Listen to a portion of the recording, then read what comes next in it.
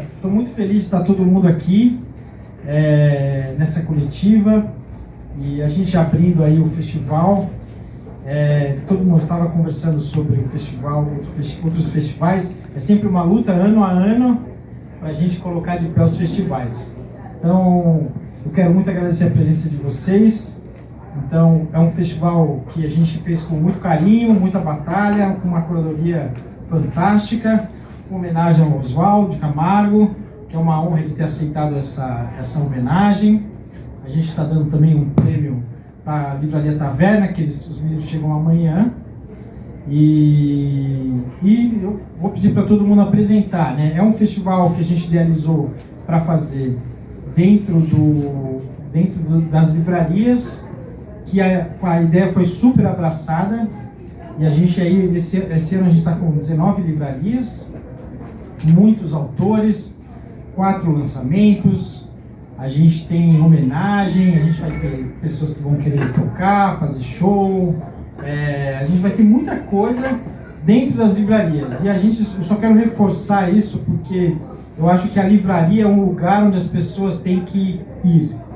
É onde você vai achar os livros dos amigos, vai entender, vai criar uma história, vai criar a sua própria curadoria e vai contar a sua história aí através de livros. Então, eu quero muito agradecer a Cidinha, que foi a primeira curadora que topou, Claudinei, que já veio do ano passado, e um grande amigo. E o Biratã, ele teve um compromisso pessoal, os 3 curadores, que trabalharam arduamente. A gente levantou muitos nomes, são muitas agendas, e a gente tentou bater agenda com o local, com curadoria dos livros, das livrarias. Então eu estou muito animado com o que vai estar. A gente está aqui com a Gisele, que está apresentando aí todas as livrarias, vai falar um pouco da experiência dela, os lançamentos que nós estamos aqui, que vão poder falar. E eu acho que eu já falei demais, eu quero agradecer muito vocês.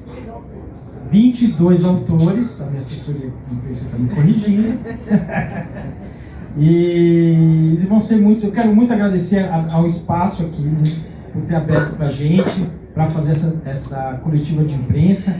Bom, gente, boa tarde. Obrigada por vocês estarem aqui com a gente. Essa é a segunda edição, né, do Arena da Palavra. Eu tive a alegria de participar no ano passado como livreira por um dia, né? E que em rápidas palavras é assim: cada autor, cada autora é convidada a ir a uma livraria, uma das livrarias participantes, uma dessas 19, e então no acervo da livraria escolhe ali livros que foram importantes para a sua formação. O ano passado era esse o mote, né? Esse ano também, né? Então, livros que foram importantes para a sua formação, e discorrem sobre esses livros para as pessoas, com as pessoas que vão até a livraria para bater esse papo.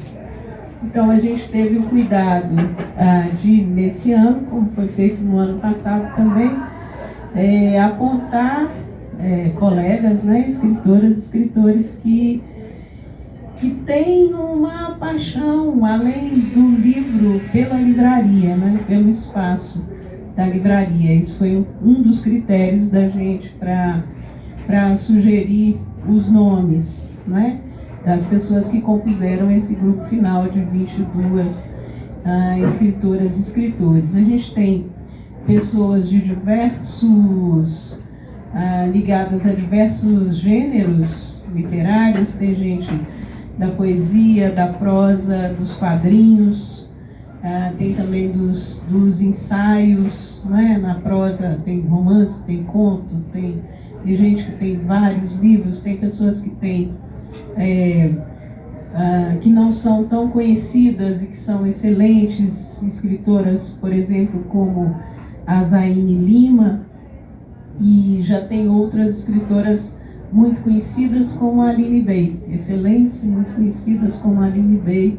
Então é um grupo bastante heterogêneo, não é? Que conta com A gente quis trazer tradutores também, então tem o Floresta, que é um tradutor importante, que traduziu, por exemplo, Saidiya Hartmann, aqui um dos livros dela, aqui no Brasil, né, para português.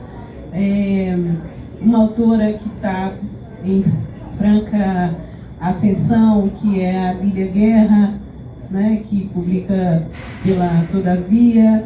Os dois colegas que estão aqui conosco, o Cristino Apichano e o Felipe Munhoz, né, também compõem esse grupo, né, de estudantes para a formação dessas pessoas que a gente lê, admira e nem sempre conhece os processos formativos delas, né? Essa é uma oportunidade de ouro para que isso aconteça.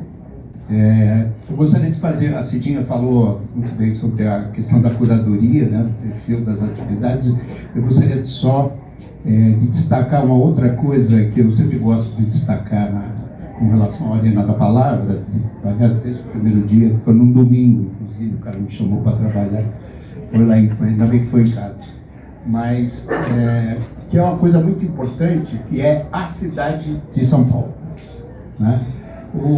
Aqui a gente tem, né, vários fluxos culturais, né, de percepção de mundo, né? Um fluxo importante é o fluxo físico, né? É como as pessoas circulam por suas cidades, né? Por o espaço, essa coisa de entender o espaço da cidade é bem importante. E o Arena, eu trabalhei, nem posso dizer que eu trabalho mais, mas eu comecei a trabalhar com livros e acompanhar eventos literários, culturais, desde 1900 e Guaraná com Rolha, também conhecido como fevereiro de 1981. E eu falei para o Marcelo, eu já fui nos 10 países cobrir eventos literários, eu sou jornalista de formação, no Brasil também, por trabalho praticamente em todos os estados brasileiros, até em Macapá. As pessoas falam, pô, você foi fazer o que em Macapá? Macapá é uma cidadezinha muito da bacana, todo mundo é simpático lá em Macapá. E não existe nenhum evento, os eventos mais ou menos têm a mesma cara, o mesmo formato, a mesma estrutura de dialogar com o público, né?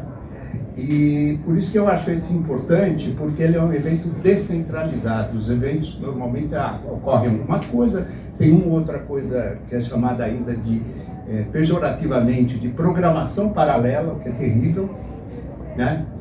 E eu acho que esse destaque, né, desse tipo de circulação, desse tipo de coisas que nascem, né, que estão em vários locais da cidade, eu acho que é um dos grandes destaques desse evento, um dos grandes diferenciais, inclusive internacionalmente, desse evento.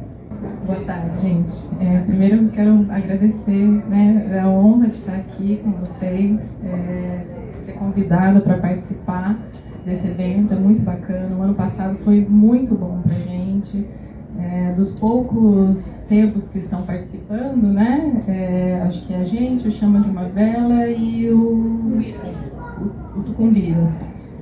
Achei muito bacana, né, vocês terem colocado os sebos também nesse circuito, porque a gente também, como as livrarias, está ali na rua batalhando para vender os nossos livros e de certa forma a gente também faz parte da cadeia livreira dessa forma, né? As pessoas compram, espero que na livraria de rua, e tragam para nos vender, para que a gente possa vender por um preço mais acessível para aquelas pessoas que não podem comprar o livro novo.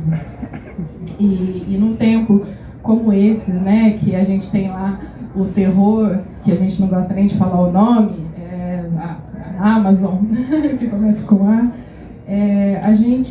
esse tipo de festival, esse tipo de evento se torna essencial, né, imprescindível, porque são esses eventos que fortalecem a livraria de rua. O Festival Arena da Palavra, ele dá essa visibilidade não só para os autores, mas para a livraria de rua, né? Para a gente que está ali na batalha todo dia, aí contra essas grandes sites que vendem os livros, às vezes até mais barato que as editoras, né, que usam esses livros como uma isca para levar as pessoas para o site e que acaba prejudicando muito a gente que está ali no dia a dia trabalhando com a portinha aberta na rua, vendendo os livros. Então, eu fico muito feliz, muito honrada. Obrigada por ter considerado os sebos também. O ano passado foi muito bacana, a gente teve uma conversa, foi um dia só de evento, né, no Sebo Pura Poesia, mas foi um dia muito bacana, porque a gente teve a Amora Mayra lá, e junto com ela um outro autor que também está sempre lá com a gente, que é nosso cliente. A gente bateu um mega papo gostoso com as pessoas, ela selecionou alguns livros bacanas e foi um diálogo muito rico para um público até um pouco diferente daquele que a gente estava acostumado no Sebo. Esse ano a gente tem 3 momentos diferentes, com autores diferentes, e também acredito que vai ser sensacional. A gente já começou a divulgar, as pessoas já estão mandando mensagem, quando que vai ser? Paga alguma coisa? Todo mundo feliz da vida. Uma das autoras que vão visitar o Sebo já foi no mês passado, a gente leu o livro dela no clube de leitura, né, que é a Mariana Carrara. A gente leu Não Fossem as Sílabas de Sábado, e aí o clube todo, são 80 pessoas, tá todo mundo, ai meu Deus, não acredito, ela vem. Tá todo mundo muito empolgado. Então o evento realmente é de grande importância e é uma satisfação enorme poder estar participando.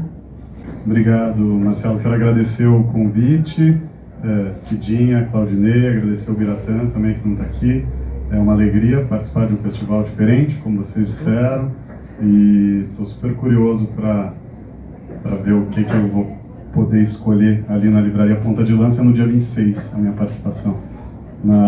Como autor livreiro, na Livraria Ponta de Lança, e no dia 30, na Livraria Sentimento do Mundo, eu vou estar fazendo Quando foi proposto que eu lançasse, porque eu acabei de lançar um livro, que chama Dissoluções, saiu pela Record, na semana passada, foi o lançamento que já estava marcado. E aí quando me propuseram para fazer no Arena da Palavra um lançamento, eu propus que fosse um segundo lançamento do Dissoluções, mas também a Record está lançando agora o audiolivro do Lanternas ao Nirvana, que é meu livro anterior. E para isso não teria uma data comemorativa. Então eu fiz essa contraproposta que a gente fizesse.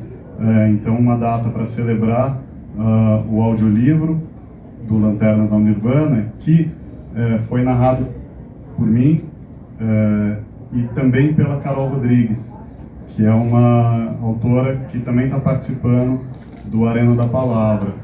Então a Carol vai participar, a gente vai fazer uma leitura, uma espécie de simulação do audiolivro do Lanternas ao Nirvana e conversar com quem estiver por ali. E depois eu vou assinar tanto Dissoluções, que é o livro novo, quanto audiolivro não dá para assinar, né? Se eu posso tentar fazer uma voz sensual e dizer Felipe Franco Munhoz na orelha de quem aparecer. Então espero que vocês todos convidados. Obrigado pela presença, Claudinei, obrigado pelo convite. Cidinha, bom revê-lo, Marcelo. Conhecer o senhor também, conhecer um pouco da sua obra também, seu Osvaldo. É bom quando a gente tem um ancião que a gente pode homenagear ainda vivo, é muito bom isso. Ouvir quando ele fala, isso é muito natural para os povos indígenas. Eu sou guapchano, um dos 305 povos indígenas que habitam o Brasil ainda, sou de Roraima e estou nessa carreira aí há 15 anos mais ou menos. Trabalho com o Daniel Munduruku desde 2005, organizando eventos para novos autores indígenas, ilustradores, e conhecemos o Claudinei do Itaú Cultural ainda, foi muito importante em relação à divulgação dos trabalhos dos indígenas, não apenas na literatura, mas nas outras artes. Tivemos um evento importante chamado Caravana Micrajá, e que tinha cinema, tinha várias linguagens, isso também terminou fortalecendo um pouco mais essas linhas que os indígenas têm trilhado nesse momento artístico. Arena da Palavra, muito bons, eu gostei muito do título. E essa forma de aproximar as livrarias dos eventos, fazer isso nas livrarias, isso é magnífico mesmo, ter esses encontros dentro da livraria, porque a gente percebe que as livrarias carregam um peso muito grande e o maior aliado são os autores, e para além disso são quem faz toda essa produção para que aconteça esse encontro entre leitores e autores, ilustradores. Isso é muito importante para alimentar também o mercado, né? Saber como está andando os novos autores também, os novos títulos, caminhos que estão surgindo, novas ideias, novos autores, essas muitas linguagens. É importante a gente ter um evento como esse, que é coletivo, né? Que não está só no lugar, como o Claudinei falou, né? Naquela coisa paralela, mas uma parte desse conjunto. Afinal de contas, ninguém anda sozinho, né? Andamos juntos, sempre juntos. Então, agradeço pela oportunidade, pelo convite. Poxa, obrigado. Eu vou lançar esse livro aqui, Terra, Rio e Sangue. Não. Terra, Rio e Guerra, Assina de um Curumim. Pela editora Moderna, a ilustração de um indígena, a primeira ilustração dele. Estou tentando colocar no mercado novos ilustradores indígenas, novos trabalhos. Esse é o segundo que estou colocando. Então, vai ser no dia 27, na Livraria Miúda, 14 horas, né? Então vamos fazer o lançamento desse livro. É a primeira vez que estamos falando sobre guerras internas entre indígenas, e esse curumim, ele vai evitar o massacre do povo por causa de um outro curumim, que também estão no momento de briga, estão no tamanho de briga, e como os povos são inimigos, eles se fortalecem nisso, e a partir de um acidente eles vão terminar evitando mais uma guerra. E guerra todo mundo perde, né? Não tem vencedor numa guerra. Perdemos os nossos entes queridos. E é isso, é Terra, Rio e Guerra. É porque o nome não era esse, gente. Por isso que eu nunca sei o nome. O nome era Terra, Sangue e Sina. Guerra, Sangue e Sina. Era esse o título. Mas como é para 12 anos, tiraram o sangue. Então, eu vou lançar esse livro aqui que se chama Vamos Falar de Relações Raciais, Crônicas para Debater o Antirracismo. É o meu 22º livro e tem um foco, são crônicas que tem um foco muito dirigido ao pessoal que está no final do ensino fundamental, que está no ensino médio. Eu quero muito dialogar com adolescentes, né? Nessa obra específica. E é um livro que eu venho acalentando há muito tempo, por me sentir muito insatisfeita com a forma pela qual as relações raciais têm sido discutidas nas redes sociais, né, que são hoje uma fonte privilegiada de informações para essa moçadinha. Então, a forma rasa, superficial, que cria muitos estereótipos, muitos clichês, muitas respostas fáceis e sem fundamento histórico, não é? Coisas meio atemporais e ao mesmo tempo que se criam também os clássicos das redes sociais. Então, o meu interesse era discutir de maneira mais detida, fazer uma crítica de maneira mais detida vários aspectos, né, das relações raciais no Brasil, aspectos que estão contemplados na mídia, e eu faço uma leitura crítica da mídia aqui nessas crônicas. Tem um trabalho também com datas, com efemérides, né? Datas que são trabalhadas aí nas escolas, no âmbito das leis 10.639 e 11.645, na verdade 11.645 aglutinou, né, a 10.639, que são as leis que definem os conteúdos de história africana, afro-brasileira e indígena nos currículos escolares, né? Então, além dos textos, a gente tem uma sessão ao final de cada texto que se chama Vamos Conversar Mais, e a gente propôs aqui uma série de atividades, de exercícios. É um livro para ser lido junto com o celular, né? A gente tem chamado de um livro multimídia, porque essas atividades, esses exercícios, eles estão contidos aqui em códigos QR que, lidos pelo celular, vão direcionar o leitor e a leitora para exposições, para blogs, para espaços interativos, para outros livros, para podcasts, para outras experiências sonoras, né, experiências musicais. E com isso a gente pretende ampliar os sentidos e significados que estão contidos em cada texto, em cada crônica, né?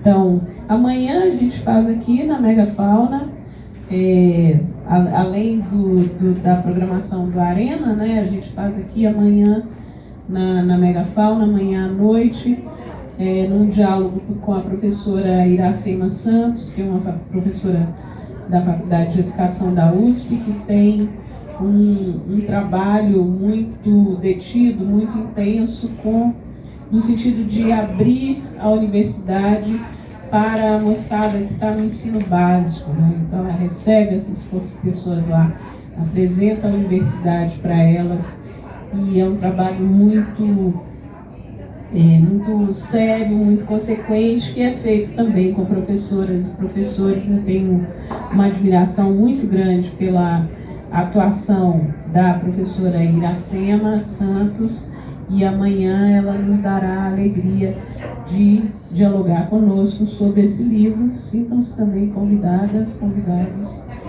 O Oswaldo Camargo, quem trouxe o nome foi a Cidinha, que automaticamente o Claudinei, quando ela trouxe o nome, ela já falou, não, a gente tem que homenageá-lo.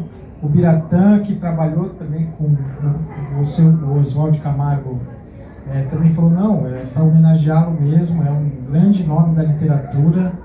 E teve ainda a coincidência do lançamento pela Companhia das Letras, a reedição de 3 livros. Então é uma honra se ter aceitado a homenagem, e a gente fica muito feliz de ter recebido você. E eu acho que aí ele vai falar agora um pouco dos livros, e pode falar também de tudo que o senhor quiser. Como de praxe, boa tarde para todos vocês. Eu fiz ontem 88 anos. No Estadão saiu que eu estava com 82, fiquei todo feliz, mas não adiantou nada. Essa diferença de 6 anos. Eu estou muito emocionado mesmo com algo inesperado de me homenagearem com a Arena da Palavra. Eu tenho uma raiz de analfabetos, afro-caipiras, ninguém sabia ler, meu pai, minha mãe, que aliás eu pedi com 6 anos e meio, meu pai com 7. Então eu sou fruto de fato de algumas coisas que não são muito jubilosas, não dão muita alegria não. Eu acredito que a literatura, se não fosse a literatura, eu seria uma outra pessoa. Nesta altura da minha vida, eu já tenho condições de dar uma olhada lá para baixo. Lá para cima é impossível, não sei o que vai acontecer. E eu percebo a importância fundamental que tiveram na minha vida e tem até hoje a palavra. Como fala Cecília Meirelles, ó palavra, que grande potência vossa. Eu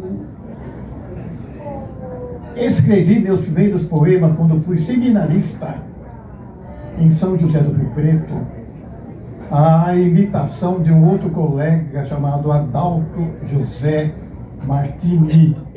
Já tentei procurá-lo, não achei até hoje. Adalto José Martini. Eu vi o Adalto escrevendo e eu achei interessante. Falei, vou tentar fazer também. E comecei a escrever alguma coisa, tentar escrever. E eu dei tanta importância ao ato de escrever que até hoje eu guardo aqueles cadernos. Eu tenho 3 cadernos de poesias e de textos que eu guardei até hoje. Os meus poemas eu dei o nome com 17 anos de Vozes da Montanha. Evidentemente com uma influência muito grande dos românticos que eu lia, do Álvares de Azevedo. Lia apenas trechos, porque no seminário era proibido ler livros inteiros. Eu não vou contar minha história literária agora não, que é muito longa. As minhas amizades com Guilherme de Almeida, Sérgio Millier, meu querido amigo Paulo Bonfim, que se foi há pouco tempo, e Manuel Bandeira, quando esteve aqui em São Paulo, procurei-o, etc. Então, uma vida literária, eu dou muita importância à vida literária, como também se apresenta agora a Arena da Palavra, é um grande momento de vida literária também. Vida literária é fundamental para nós sabermos o que está se passando em vários redutos da literatura. Eu estreiei já há muito tempo, a maior parte de vocês não havia nascido ainda quando estreiei, em 59, com o livro Um Homem Tenta Ser Anjo. E eu confesso que não consegui, e é um absurdo você tentar ser anjo, porque você tem de tentar ser homem, tem de ser fincado sempre na sua humanidade ligada a um corpo. Então tem aquela frase famosa de, se não me engano, Pascal: o que faz o homem faz a fera. Então o homem não deve tentar ser anjo, tem que ser um homem com todas as prerrogativas da humanidade. Então a minha literatura, na verdade, de ex-seminarista, filho de apanhadores de cafés, que perdeu a mãe e o pai muito cedo, que sofreu preconceito, sofreu racismo. Eu conheço muito negro que fala sobre racismo, mas nunca sofreu racismo, de verdade. Eu tive uma frase que marcou minha vida, que minha literatura está muito marcada por essa frase. Não aceitamos negro. Quando tentei ser padre, com 13 anos, era um menino bonitinho, tinha todos os cabelos, esperto, ágil. Não aceitamos negro, porque negro é muito violento e sensual. Essa foi a frase dentro do racismo que marcou a minha vida e que, em alguns aspectos, marca a minha literatura. Não toda ela. Eu não escrevo toda hora pensando, sou um negro. Não, eu sou um homem. Mas eu procurei, a partir de certo momento, procurar trazer as consequências do racismo, do preconceito. O meu livro, pena que não trouxe aqui, eu achei que ele estaria aqui fácil. A Descoberta do Frio.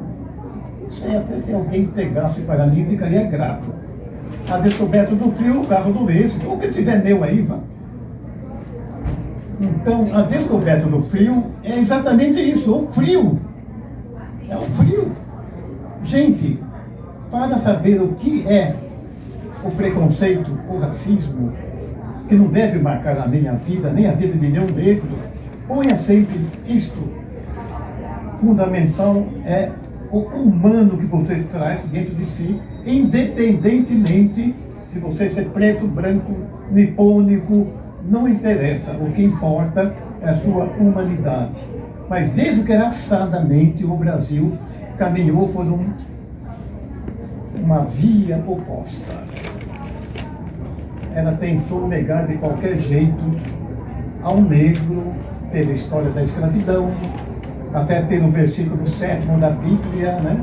A famosa história, que bom, tu soubesse, até a famosa marca da Bíblia no versículo 7º, quando Noé planta a primeira vinha, a famosa maldição de Noé. Maldito seja Canaã, você há de ser escravo dos teus irmãos. E espertamente essa frase, esse Canaã, que aliás foi lançado não sobre o Canaã, sobre o Cã, que não tinha culpa nenhuma, porque na verdade o Canaã era o neto de Cã. Foi pelo Ocidente, quando começou a escravizar, nós podemos escravizar, porque é uma maldição bíblica. Então, a escravidão no Brasil foi tranquila. Na Europa também, na era industrial. E no Brasil, no século XIX, ainda na Igreja Católica, eu permaneço católico, sou organista de uma igreja, eu tenho fé. Mas na Igreja Católica, no século XIX, ainda havia uma oração pedindo pela alma dos negros descendentes de Cã, pelo amor de Deus. Estavam todos perdidos por uma maldição lançada. Bem, então o Brasil, quando eu falo em literatura negra, eu não vou fazer uma palestra, não, pelo amor de Deus, só tentando colocar alguns pontos de que minha literatura trabalha com ela. Então, no Brasil, o Brasil foi tranquilo a respeito do negro. O Brasil foi tranquilo negando ao negro a condição de transcendência, de transpor-se, de não ser apenas corpo. Que até hoje existe bastante disso ainda, gente. Só que a coragem é que diminuiu. O preconceito, o racismo, continua bastante ainda. Só que a coragem para manifestar isso está contida. Ninguém vai dizer uma frase dessa na Igreja Católica: não aceitamos negro porque negro é violento e sensual. Isso dá processo. Eu mesmo, como redator do Jornal da Tarde, mesmo no ambiente culto, como o Jornal da Tarde, já aconteceu comigo de eu ver uma reunião lá no Mesão. Quem lembra que era Mesão? Mesão onde ficava lá o pessoal. Eu curioso, eu já era editor do Programa Mesquita, fui 15 anos o editor da página 4. Eu, curioso, corro lá. Na hora que eu vou chegando ao Mesão, eu ouço uma frase que hoje eu guardo também. Isso não é para preto. Eu estou alertando vocês algo que é muito importante, que eu andei conversando agora. Não vou falar muito não, senão algo que é muito importante. Falamos muito em preconceito, falamos muito em racismo, mas há um adversário que ele fica escondido. É a indiferença, que foi detectada como o sono da alma. E essa indiferença é extraordinária. Essa pessoa que falou: não aceitamos negro, porque negro é violento e sensual. Ou então, lá no Jornal da Tarde, isso não é para negro. É uma boa pessoa. É uma boa pessoa, cuidava bem dos seus filhos, pagava escola, pagava os impostos, mas na questão da cor ficou introjetada em muitas pessoas a ideia da interioridade, da feiura.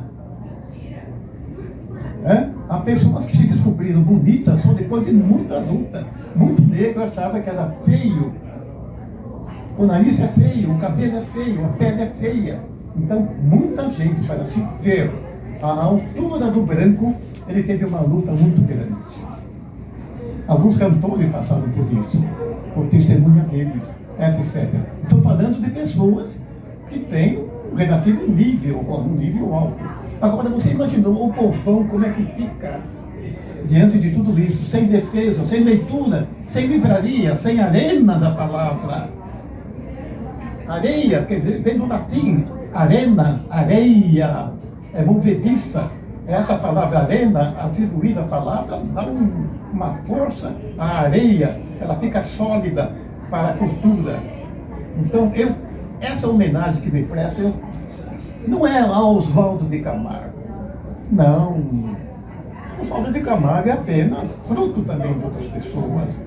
Década de 30, Frente Negra, Imprensa Negra, José Correia Leite, Cruz de Souza, o Luiz Gama, que começou o que nós chamamos de literatura negra, no 90º verso do seu poema, Quem sou eu? Se negro sou ou sou pobre, o que importa, o que isso pode, dando risada de toda aquela gente aqui de São Paulo, da Pauliceia. É muito longo. Quando você chega aos 88 anos, como eu, ligado às livrarias, ligado à cultura, não apenas, eu não sou obcecado pela cultura negra.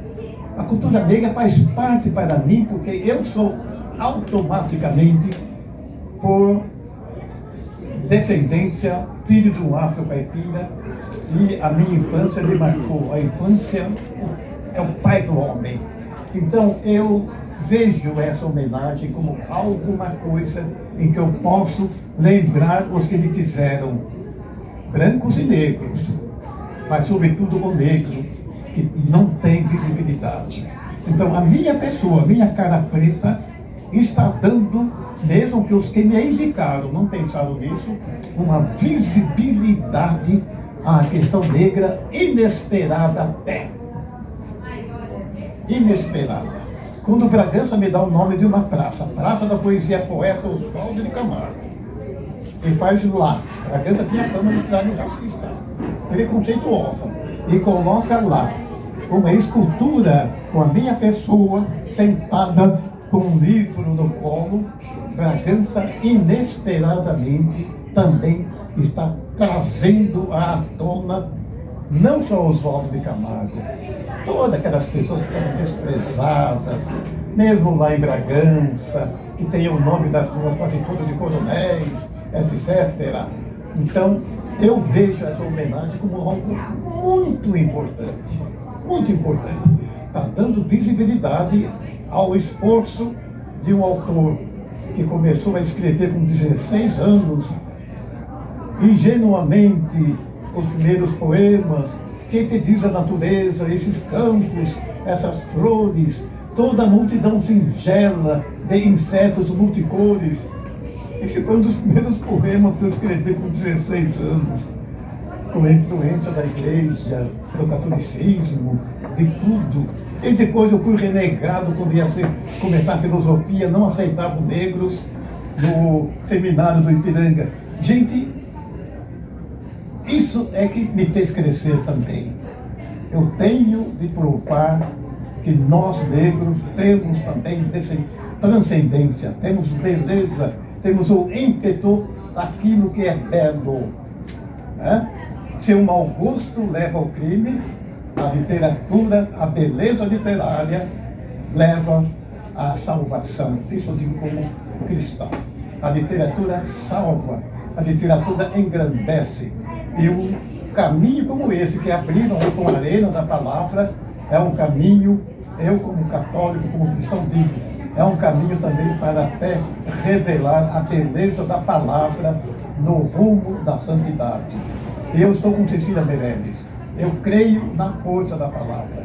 É por isso que eu aceito com muito grado, com muita alegria, essa condição de ser homenageado pelo conjunto do que eu escrevi, dos 11, 12 livros que eu escrevi, das pessoas com quem eu convivi, Sérgio Guilherme, Paulo Bonfim, Guilherme de Almeida e tantos outros que me levaram a dizer meus poemas na hora do livro, aqui na Rádio Gazeta, e outros. Eu sou sumamente grato a essa indicação. E eu digo até, se eu tenho alguma vaidade, essa vaidade não é só por mim, não, é por todos os que escrevem. É pela Cidinha, é pelo Cute, é pelo Paulo Colina, todos eles, pela Neide de Almeida. Há muita gente que eu estou representando com a minha cara preta, que foi dado com a cara feia do Brasil. Haja vista Monteiro Lobato. Não vou falar mal do Lobato. Mas então, para não fazer uma palestra de verdade que já fiz, eu só me resta agradecer e mostrar que o meu livro, A Descoberta do Frio, ele é um livro que mostra os efeitos do desaparecimento a que leva o racismo e o preconceito. O personagem principal, ele vai desaparecer com 16 anos pelo frio, que é o preconceito, que é o racismo, e também, repito, pela indiferença. O Carro do Êxito é um livro pioneiro. Clóvis Moura achou que o Carro do Êxito, que aqui está, é um livro pioneiro, porque pela primeira vez um autor negro, ele olha a sociedade, sobretudo de São Paulo, e vê que ela está se modificando. Alguns negros estão entrando em faculdades, estão morando melhor, estão tentando uma ascensão, porque não se deu no tempo, na década de 30, era muito difícil.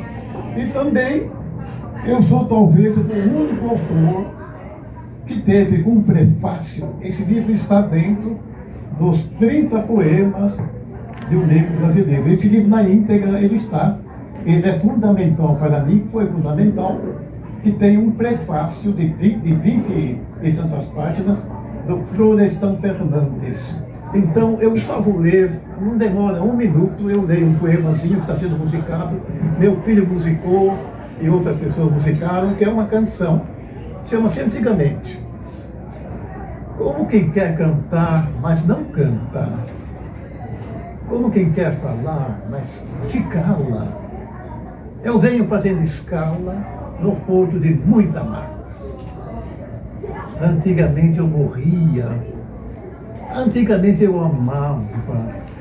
Antigamente eu sabia qual é o chão que resvala se o passo da gente pesa. Hoje que sou homem leve, sem dinheiro, sem altura, e tenho a boca entreaberta, olhando o incêndio do mundo, vejo a certeza mais certa, eu estou cavando no fundo.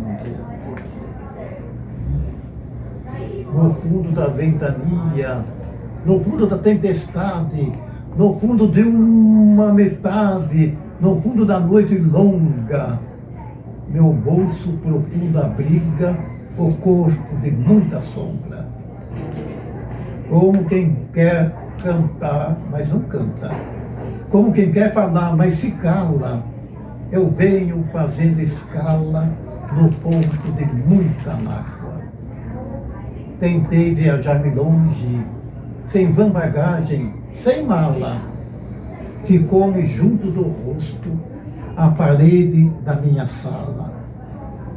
Borrões de sombras antigas, o relembrar pegajoso, o meu sofrer de mim mesmo e as vestes de umas cantigas.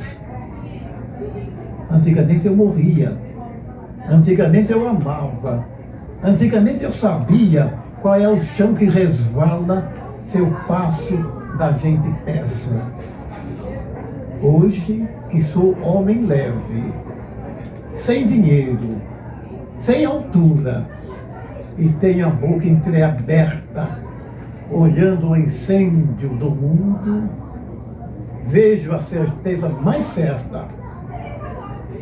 Eu cavo sempre no fundo. Muito obrigado.